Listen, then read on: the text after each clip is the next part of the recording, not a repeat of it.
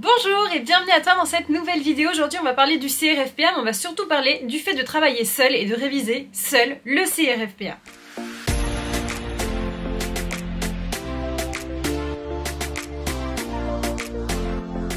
Pour rappel, cette playlist et cette vidéo est en collaboration avec la prépa Dalloz, la prépa que j'ai choisi pour préparer le CRFPA. D'ailleurs, je suis en formule annuelle et à distance, donc justement pendant cette vidéo, je vais te parler un petit peu de comment est-ce que je vais faire pour réviser seul, quels sont mes petits conseils, quelles sont les difficultés aussi qu'on peut rencontrer en révisant seul. Si par exemple tu te poses la question de savoir est-ce que tu fais une prépa à distance ou est-ce que tu te fais une prépa en physique, où tu vas réviser un peu moins seul. Donc voilà, cette vidéo est en collab avec la prépa Dalloz. Tu as moins 10% avec le code Constance10 si tu souhaites rejoindre la prépa Dalloz en formule annuelle ou estivale. Alors comme je viens de te le dire, je suis en prépa annuelle et à distance, donc c'est-à-dire que j'ai une plateforme sur laquelle je vais recenser tout, que ça soit les cours, que ça soit la restitution des copies, les examens, les corrections, les webclasses, les quiz aussi, parce qu'il y a des quiz. Tout ce qui se passe au niveau de la prépa, ça se fait à distance. Et c'est vrai que le côté distanciel, c'est un peu le côté solitaire des révisions du CRFPA. C'est un choix à faire en fonction évidemment de ta nature ou de ta façon de voir les révisions. C'est vrai que me concernant, je suis quelqu'un de très solitaire, c'est-à-dire que j'ai l'habitude de réviser et de travailler 100% seule, et de plus en plus je me rends compte que vraiment je travaille mais vraiment très seule. Parfois c'est bien, parfois c'est plus difficile. Je dirais que pour le côté positif, je me trouve plus productive quand je travaille seule. J'aime bien faire un petit peu tout parce que c'est vrai que je travaille assez rapidement. Donc c'est vrai que sur ce côté-là, je trouve ça sympa de travailler seule. Après c'est vrai que être seule, c'est aussi se sentir parfois un petit peu isolé. Et dans les périodes un peu creux de la vague où tu vas perdre peut-être un petit peu en motivation, c'est là que la difficulté d'être seule est un petit peu compliquée à gérer, parce qu'on peut vite se noyer dans un verre d'eau, alors que si on avait été plusieurs, on aurait pu se rassurer. Alors comment est-ce que je fais pour réviser seule? Eh bien, il y a plusieurs façons de réviser seule. Alors pour moi, ce n'est pas forcément la bonne solution de travailler seule à 100%, d'être complètement isolée dans un appartement sans rien, parce que malheureusement tu risques de déprimer un petit peu, d'être un petit peu découragé. Si jamais à un moment tu as moins le moral, ça va être difficile pour toi d'apprécier aussi d'être dans ton appartement. Et c'est pas le tout quand on est étudiant. Généralement on vit dans un petit appartement, enfin je sais pas, mais la majorité des étudiants sont dans un studio ou dans un T1 ou T2, et c'est vrai que c'est aussi ton lieu où tu vas pouvoir aussi passer de bons moments. Donc c'est vrai qu'il faut faire attention de ne pas transformer sa bulle, son appartement, en un endroit où on a un petit peu d'angoisse, de stress, où on travaille trop, parce qu'on risque finalement de se dégoûter un peu de cette bulle qui est censée être apaisante, d'être chez soi. Donc c'est pour ça, dans un premier temps, je te conseille, si tu travailles seul le CRFPA, d'aller te mettre dans des lieux publics, comme par exemple à la bibliothèque.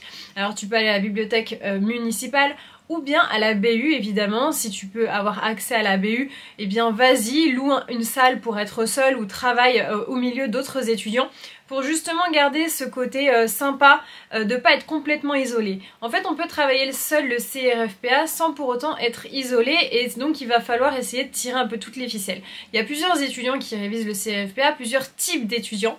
Ça peut être des étudiants de Master 1 qui sont dans une promotion Master 1, qui sont en train de valider leur M1, et en même temps ils vont réviser le CRFPA. Ces étudiants-là, ils vont être un peu moins seuls, parce qu'en fait ils vont continuer à aller à la fac à peu près tous les jours, ils vont continuer à garder un lien social. Donc ça, c'est assez important.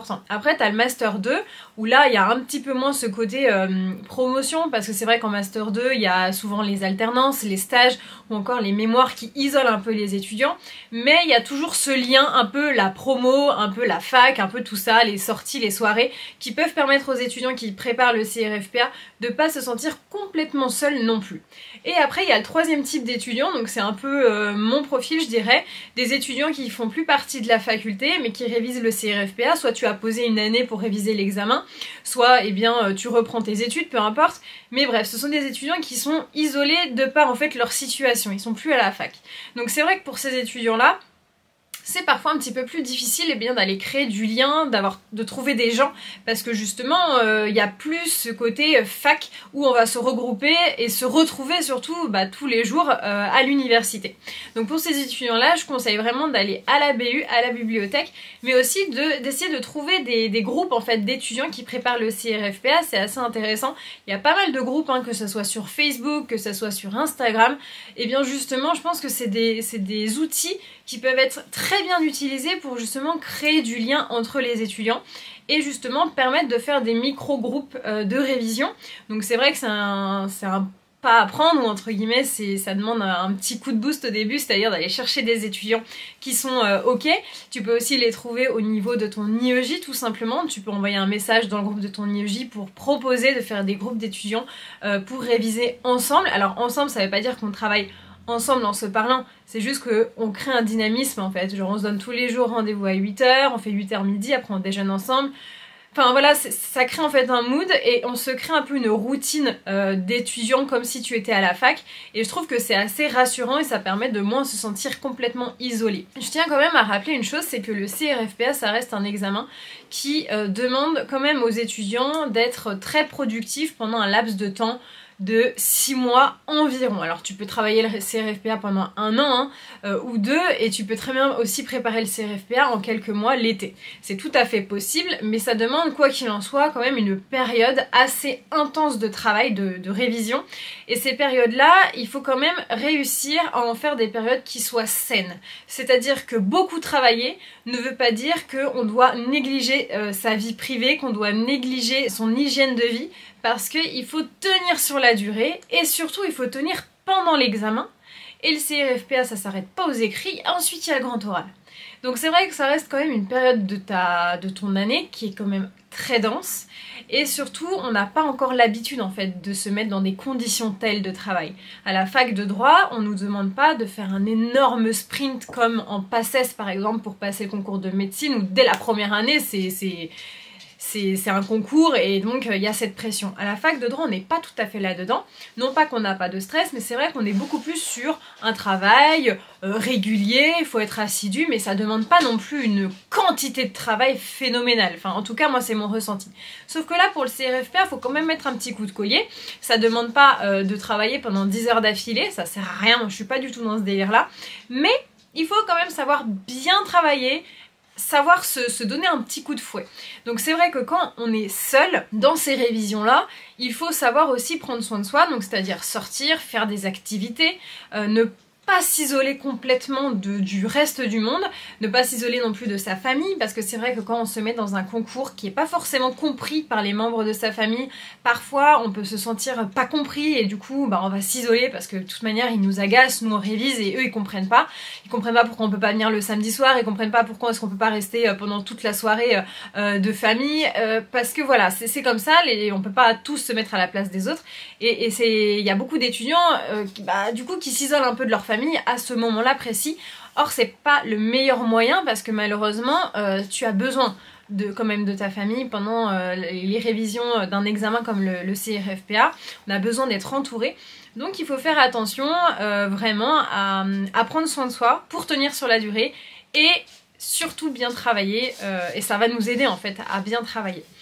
Donc voilà, après en termes de méthode, comment travailler complètement seul, comment on s'organise, ce sera le sujet d'une prochaine vidéo où je vous expliquerai un petit peu mon programme de révision pour le CRFPA. Mais en tout cas, c'est vrai que travailler seul, ça demande beaucoup de maturité, et surtout ça demande d'être très exigeant envers soi-même. Parce qu'il n'y a personne derrière nous pour nous dire bon t'es en cours, bon t'as fait ton examen, bon t'as fait ci. Alors bien sûr quand t'as une prépa tu as des rappels, moi avec la prépa d'Alos je reçois des mails, vous avez une copie à rendre avant telle date, évidemment il y a ce genre de choses. Mais si je le fais pas, personne va venir me mettre une punition. Quand on n'est plus à l'école, on n'est plus au collège, évidemment là il faut savoir être assez grand, assez mature, et se dire je me mets au boulot parce que sinon le travail ne sera pas fait. Et puis si le travail n'est pas fait, mais personne ne va venir me dire oh ma pauvre chérie t'as pas réussi. Donc c'est vrai que ça demande quand même assez de maturité. C'est pas la peine de se mettre une pression non plus de fou furieux, hein, mais c'est vrai que ça demande quand même d'être assez adulte dans sa façon de voir l'examen. Mais en tout cas, c'est vrai que ça fait aussi beaucoup grandir en fait de travailler l'examen du CRFPA seul. Moi je l'ai vu un petit peu, après c'est vrai qu'encore une fois, moi je travaille tout le temps toute seule, donc c'est une façon de travailler voilà, avec laquelle je suis très familière, mais c'est vrai que ça demande, enfin ça va te faire vraiment grandir, prendre en maturité, prendre en responsabilité, parce que tu es vraiment responsable de ce que tu fais ou tu ne fais pas. Donc ça c'est sûr que là-dessus tu grandis forcément. Mais voilà, moi c'est une façon de travailler que j'apprécie, parce que je m'organise comme je veux, je fais mon planning comme j'en ai envie, et puis moi ça me... Ouais, c'est la méthode avec laquelle je suis assez à l'aise, mais attention à ne pas trop s'isoler. Voilà. Moi c'est vrai que je suis mariée, donc du coup je suis avec Gab, voilà, il est là au quotidien. Enfin sauf la journée, mais peu importe, genre je suis pas tout seule. Et puis voilà, j'ai aussi mon chien, j'ai mon chat.